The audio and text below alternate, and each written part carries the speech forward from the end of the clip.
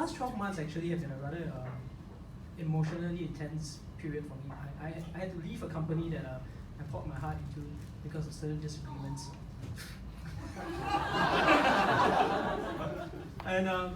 And it's been tough, right? And the company, I mean, has hurt some of my friends and people that I care about, and some of them have been hurt financially, and it's sad. And everything that we built over the years is now almost gone.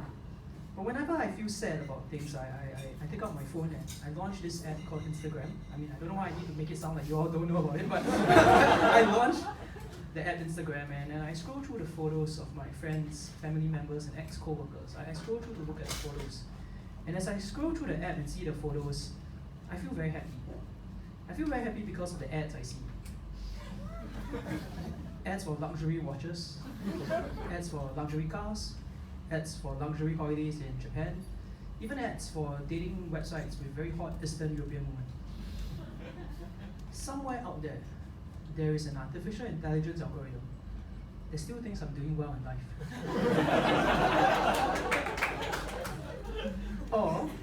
or a digital marketing team that really sucks at their job.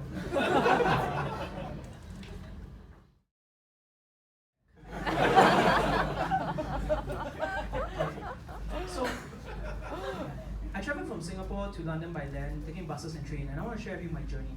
From Singapore, I took a bus to KL. From KL, I took a train to Bangkok. From Bangkok, I took a train to the Thai-Cambodian border. From there, I took a series of buses across Cambodia to Ho Chi Minh. From Ho Chi Minh, I took a train up to Hanoi. From Hanoi, I took a train to Nanning, China. From Nanning, China, I took a train to Yangshuo. Yangshuo, a train to Guilin. Guilin, a train to Chongqing. Chongqing, a train to Chengdu. Chengdu, a train to Xi'an. From Xi'an, a train to Beijing. From Beijing, I took a train across Russia to Moscow. From Moscow, I took a train up to St. Petersburg. From there, I took a train to Tallinn, Estonia. Then I took a train to Riga, Latvia. From there, I took a bus to Warsaw, Poland. From there, I took a train to Berlin, Germany. There to Frankfurt. A train to Amsterdam. Amsterdam to London. London to Paris. Paris to Frankfurt. And I flew back.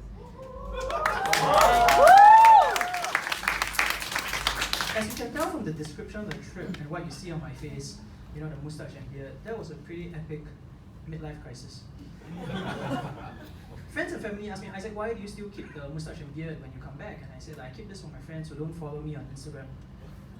For the folks who can't see my photos and inspirational quotes, I keep this because without my mustache and beard, how would they know I came back from a very, very long trip? Without my mustache and beard, how would they know I came back from a very, very long trip wiser? From the way I live my life, from the decisions I make daily, that's too much work. With this, I just don't need to shave.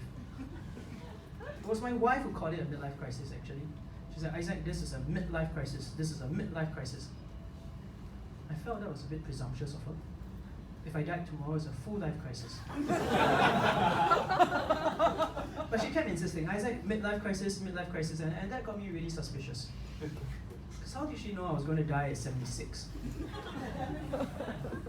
My wife is either a fortune teller or my murderer. I asked her for some 4D numbers and she got that all wrong. So, if I die mysteriously at 76, it's her. I spent about a month in China, and China brought back a lot of memories. I remember the first time I cycled a bicycle after being in China for so long, because I saw these bicycles going around, and I want to share with you the story of the first time I learned to cycle. I was 10, my neighbors, these two sisters said, Isaac, we'll help you learn. You get onto the bike and you start pedaling, and we'll help you balance by holding onto the handlebars. So I got onto the bicycle and I started pedaling, and they helped me balance. Then they suddenly taunted. They let go and they suddenly taunted, Isaac's going to fall, Isaac's going to fall, Isaac is going to fall. I was so afraid of hurting myself that I pedaled so hard that I managed to stay balanced on the bicycle. So ladies and gentlemen, that was the day I first learned to cycle a bicycle. And so I learned never to trust women. But like, you know, I forgot that lesson, I got married. Yeah. When I was in Beijing, I spent a day out to go and visit a section of the Great Wall called Mutianyu. It's beautiful, it's a UNESCO World Heritage Site. It's been standing for more than 400 years. It's extremely well preserved, and when you're on the wall, you can see the scenery is amazing. Forest-covered hills, as far as your eye can see. It's beautiful. And as I was climbing up the stairs of the Great Wall, I saw this white Caucasian girl. She was sitting on the stairs and she was crying. She was crying and she looked utterly miserable. She was talking to someone on the iPhone, and I was like, what's going on? one thing I realized traveling northwards and westwards is that for some reason, white folks think we don't understand English. It's like a superpower. So being the Kepo Singaporean, I sat beside her just to listen, right? And I found out why she was so upset.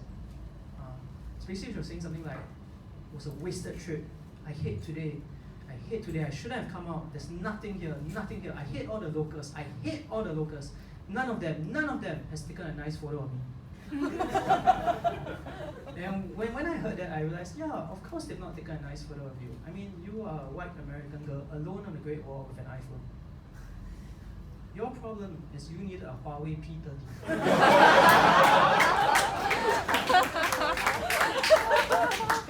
We comedians don't earn very much, so I'm trying to insert as much product placement as possible.